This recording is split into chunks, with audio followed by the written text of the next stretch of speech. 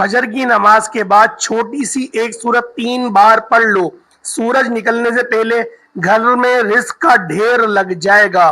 بسم اللہ الرحمن الرحیم۔ محترم ناظرین، آج کا وظیفہ جو میں آپ کی خدمت میں لے کر حاضر ہوا ہوں بہت ہی خاص وظیفہ ہے، جس کو پڑھنے سے آپ کی دولت کے تمام مسائل حل ہو جائیں گے۔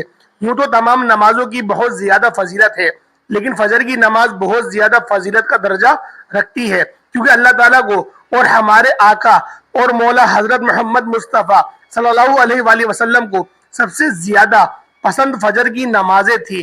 لیکن 5 وقت کی نمازوں میں فجر کی نماز کی اہمیت اور فضیلت سب سے نمایاں ہے، اور اس کی ادائیگی پر اجر و ثواب سب سے زیادہ ہے۔ حضرت عائشہ صدیقہ رضی اللہ تعالیٰ عنہا کہتی ہیں کہ میں نے رسول اللہ صلی اللہ علیہ وآلہ وسلم کو کسی نفل کی ادائیگی کے لیے، یعنی سنت بھی اصل میں نفل ہی نماز ہوتی ہے، کیونکہ نفل وہ ہوتا ہے جو اللہ کے لیے پڑھا جاتا ہے، اور نبی پاک تو ہر نماز اللہ ہی کے لیے پڑھی جاتی تھی، تو لہٰذا میں نے آپ لوگوں کے سامنے حدیث کے من من الفاظ رکھ دیے۔ تو لہٰذا اما عائشہ صدیقہ رضی اللہ تعالیٰ عنہا کہتی ہیں کہ نبی پاک صلی اللہ علیہ وآلہ وسلم کو کسی نفل کی ادائیگی کے لیے اتنی جلدی کرتے نہیں جتنی جلدی آپ کو فجر سے پہلے 2 رکعتیں کے لیے کرتے تھے، جلدی پڑھتے نہیں تھے، یعنی اس کی ادائیگی کے لیے آپ فکر کرتے تھے۔ حضرت عائشہ صدیقہ سے روایت ہے کہ نبی پاک صلی اللہ علیہ وآلہ وسلم نے طلوع فجر کے وقت 2 رکعت نماز یعنی فرض کی بات ہے، یہاں آپ نے 2 رکعتیں نماز پڑھنے کی شان کے بارے میں فرمایا کہ ان کو پڑھنا میرے نزدیک ساری دنیا سے زیادہ محبوب ہے۔ پیارے رسول حضرت محمد صلی اللہ علیہ وآلہ وسلم فرماتے ہیں فجر کی 2 رکعتیں یعنی سنت دنیا اور دنیا کے اندر جو بھی کچھ موجود ہے اس سے بہتر میں نے اور کسی چیز کو نہیں پایا۔ جو آدمی عشاء اور فجر کی نمازوں میں آ سکتا ہے تو اس پر لازم ہے کہ وہ آئے، اگرچہ اسے گھسیٹ کے کیوں نہ آنا پڑے، یعنی گھٹنوں کے بل یا پیٹھ کے بل گھسیٹ کے ہی آنا پڑے تو بھی آئے، لیکن آئے ضرور، کیونکہ اس کے لیے جو خوشخبریاں ہیں فجر کی نماز پڑھتا ہے وہ اللہ کی حفاظت میں آ جاتا ہے۔ رسول اللہ صلی اللہ علیہ وآلہ وسلم نے فرمایا جس نے صبح کی نماز پڑھی بس وہ اللہ کے ذمے میں ہے، اللہ کی حفاظت میں ہے، اللہ کے ذمے ہو گیا، بس اللہ تعالیٰ تمہیں اپنی حفاظت کے بارے میں کسی چیز کا مطلوبہ نہ کرے گا، یعنی جو اللہ کے ذمے ہے اس پر کوئی ظلم نہ کرے اور ظلم کر کے اللہ کے سامنے جواب دہ نہ ہو، اس لیے کہ جس سے اللہ پوچھے گا، مطالبہ کرے گا، یقیناً اسے اپنی گرفت میں لے لے گا اور لے کر منع کے منہ کے بل جہنم میں پھینک دے گا۔ اس سے کیا بات پتہ چلی کہ جو شخص فجر کی نماز کی حفاظت کرتا ہے وہ اللہ کے قریب ہو جاتا ہے اور اللہ کی حفاظت میں ہو جاتا ہے۔ کسی کو حق نہیں کہ اس پر ظلم اور زیادتی کرے، جو اس شخص پر زیادتی کرے گا جو فجر پڑھتا ہے تو وہ دراصل اس ذمے میں خیانت کر رہا ہے جس کو اللہ نے اپنے ذمے میں لیا ہے۔ پھر قیامت کے دن اللہ تعالیٰ اسے شخص کو پکڑ کر یعنی فجر پڑھنے والے کی عزت اور احترام لازم ہے، کیونکہ صرف مومن ہی اس کی پابندی کرتا ہے۔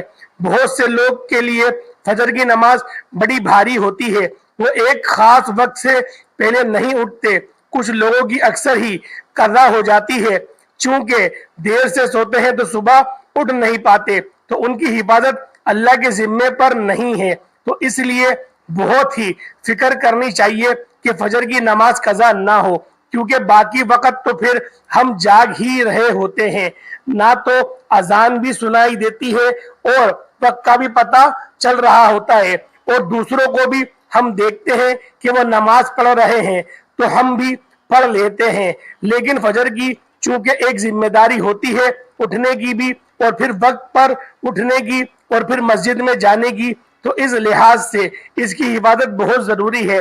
اور فجر پڑھنے والا شام تک اللہ کی حفاظت میں ہوتا ہے۔ اس میں ایک واقعہ بھی آتا ہے احادیث کی کتابوں میں، ہمیش کہتے ہیں کہ سالم بن عبداللہ بن عمر بن عبداللہ کے کیا لگے بیٹے اور حضرت عمر کے پوتے، یہ حجاج کے پاس بیٹھے ہوئے تھے۔ حجاج کے بارے میں سب جانتے ہیں کہ بہت ہی ظلم کرتا تھا، تو حجاج نے ان سے کہا اٹھو اور فلاں آدمی کی گردن مار دو، تو سالم نے تلوار اٹھائی، اور کیونکہ اس کا حکم تھا مارنے کا، اور اس آدمی کو پکڑا اور محل کے دروازے کی طرف چل پڑا تو ان کے والد بن عمر نے ان کو دیکھ لیا جب وہ اس آدمی کو باہر لے کے جا رہے تھے، تو انہوں نے کہا کہ کیا یہ واقعی ایسا کرنے جا رہا ہے؟ انہوں نے 2-3 بار یہ بات دہرائی۔ پھر باہر سالم نے اس سے پوچھا کیا تم نے فجر کی نماز پڑھی ہے؟ یعنی جس کو مارنے کا حکم تھا، کہا تم نے فجر کی نماز پڑھی ہے؟ اس نے کہا ہاں۔ سالم نے کہا پھر تم جس راستے سے جانا چاہتے ہو چلے جاؤ، اور وہ آپس آئے اور تلوار پھینک دی۔ حجاج نے ان سے پوچھا کیا تم نے اس کی گردن اڑا دی؟ انہوں نے جواب دیا نہیں۔ حجاج نے پوچھا کیوں؟ سالم نے جواب دیا میں نے اپنے والد کو یہ کہتے ہوئے سنا کہ رسول اللہ صلی اللہ علیہ وآلہ وسلم نے فرمایا جس نے فجر کی نماز ادا کی وہ اللہ کی حفاظت میں ہے یہاں تک کہ شام ہو جائے۔ تو ان کے والد نے ان سے کہا کہ سمجھدار ہو، میں نے تمہارا نام اسی لیے سالم رکھا کہ تم سلامت رہو، یعنی اللہ کے ذمے کے اندر خیانت نہ کرو۔ تو بہرحال اس سے یہ پتہ چلا ہے کہ انسان سے بڑے بڑے حادثے، بڑی بڑی مصیبتیں ٹل جاتی ہیں جب وہ فجر کی نماز کی حفاظت کرتا ہے۔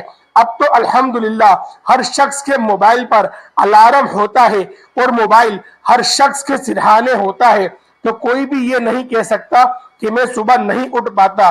ایک نہیں 2-3 الارم لگا لے، 5-5 منٹ کے وقفے پہ رکھ لے اس کو، کیونکہ جو شخص یہ 2 نمازیں پڑھے گا یعنی فجر اور عصر، بخاری میں آتا ہے وہ جنت میں داخل ہوگا، جہنم سے حفاظت۔ آخری نبی حضرت محمد صلی اللہ علیہ وآلہ وسلم نے فرمایا جس نے سورج کے طلوع اور غروب ہونے سے پہلے نماز ادا کی یعنی فجر اور عصر کی، وہ ہرگز جہنم میں داخل نہ ہوگا۔ ایک اور روایت میں آتا ہے وہ آدمی ہرگز دوزخ میں نہیں جائے گا جس نے سورج نکلنے سے پہلے اور سورج کے غروب ہونے سے پہلے نماز پڑھی یعنی فجر اور عصر کی۔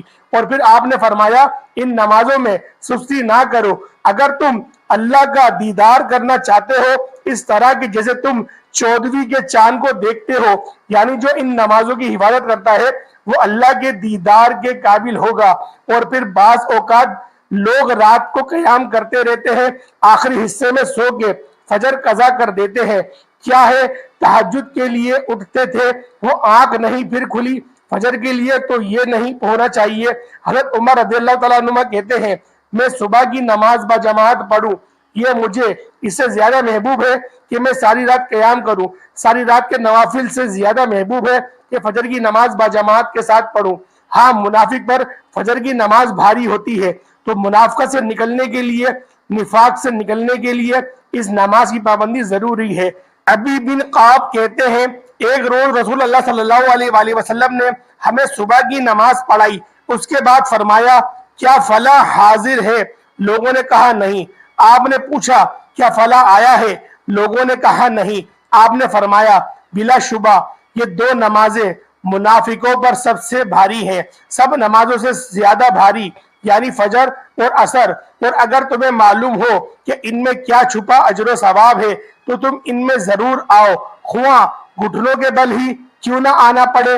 تو اس لیے خود بھی اور اپنے گھر والوں کو بھی، اپنے بچوں کو بھی اس کا پابند کرے۔